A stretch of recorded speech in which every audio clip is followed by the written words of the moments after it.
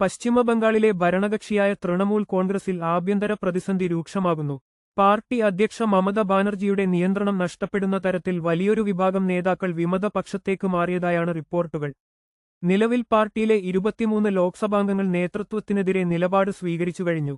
പാർട്ടിയുടെ സ്ഥാപക നേതാക്കളായ സുദീപ് ബന്ദ്യോപാധ്യായ, സൗഗത റോയ് എന്നിവർ വിമത വിഭാഗത്തിന് പിന്തുണ പ്രഖ്യാപിച്ചത് നേതൃത്വത്തിന് വലിയ തിരിച്ചടിയായിരിക്കുകയാണ്.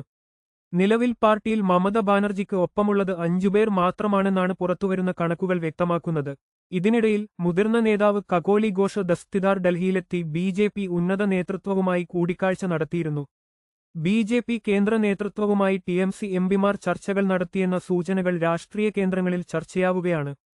ന്യൂസ് കേരള വാട്സാപ്പ് ഗ്രൂപ്പ് ചേരാൻ click here, news Kerala Telegram group ചേരാൻ ക്ലിക്ക് ഹിയർ. എങ്കിലും ബി.ജെ.പിയിൽ ചേരുന്നതിനേക്കാൾ ഉപരിയായി പാർട്ടി ഘടന പൂർണ്ണമായും പിടിച്ചെടുക്കാനാണ് വിമതരുടെ നീക്കമെന്ന് സൂചനയുണ്ട്.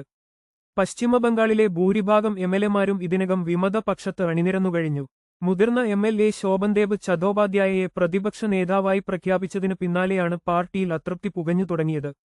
നിലവിലെ പ്രതിസന്ധി പരിഹരിക്കുന്നതിന്റെ ഭാഗമായി പാർട്ടിയിലെ കീഴ്ഘടകം മുതൽ മേൽഘടകം വരെയുള്ള എല്ലാ സമിതികളും പോഷക സംഘടനകളും പിരിച്ചുവിട്ടതായി നേതൃത്വം അറിയിച്ചു.